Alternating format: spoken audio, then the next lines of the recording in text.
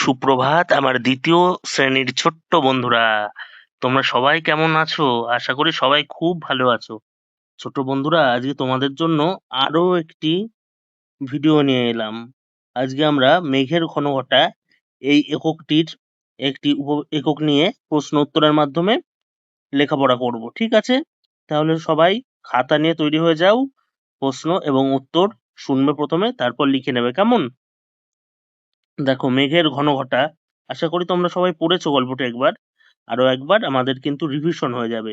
প্রথম প্রশ্ন, মেঘের ঘনঘটা পাঠটিতে কোন মাসের উল্লেখ রয়েছে? মেঘের ঘনঘটা পাঠটিতে কিন্তু দেখো শ্রাবণ মাসের উল্লেখ রয়েছে। কেমন? প্রশ্ন নাম্বার 2, শ্রাবণ মাস কোন ঋতুর মধ্যে পড়ে? তোমরা সবাই জানো শ্রাবণ মাস বর্ষাকাল বা বর্ষা ঋতুর মধ্যে পড়ে, তাই তো? ঠিক। তৃতীয় প্রশ্ন বা প্রশ্ন নং 3, শ্রাবণ ছাড়া আর কোন মাস বর্ষাকালে থাকে? তোমরা জানো তো আষাঢ় মাস বর্ষাকালে থাকে।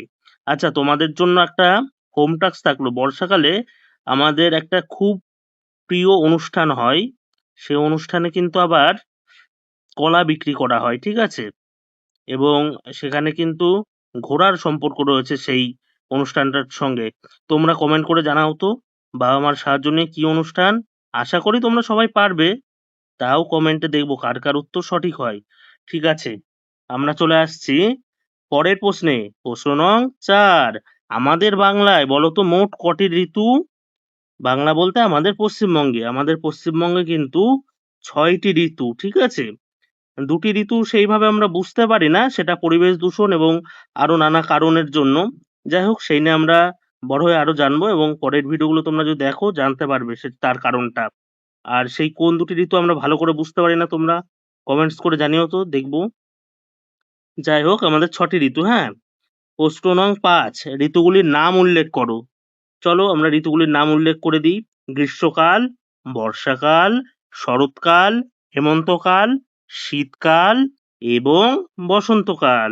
বা প্রশ্ন নং 6, শ্রাবণ মাসে আকাশে কি দেখা যায় গো? মাসে আকাশে মেঘ দেখা যায়। কেমন? প্রশ্ন নং 7, শ্রাবণ মাসে আকাশের মেঘের রং কেমন থাকে? ঘন কালো থাকে বা ঘন নীল থাকে। ঘন নীল বলতে এতটাই ঘন নীল যেটা কিন্তু কালোর মতোই লাগে, বুঝলে তো? মানে অনেক ঘন রং থাকে। প্রশ্ন নং 8, পাঠ অনুযায়ী কালো মেঘ আকাশের কোন দিকে জমে বা জন্মায়? পশ্চিম দিকে।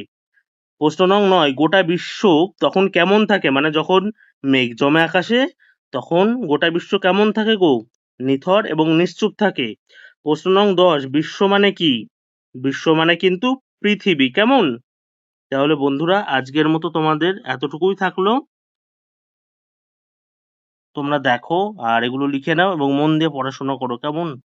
পড়াশোনা করলেই কিন্তু একটা সুন্দর সুস্থ জীবন আমাদের জন্য রয়েছে। তাহলে আজকের মতো এতটুকুই। ধন্যবাদ সবাইকে দেখার জন্য।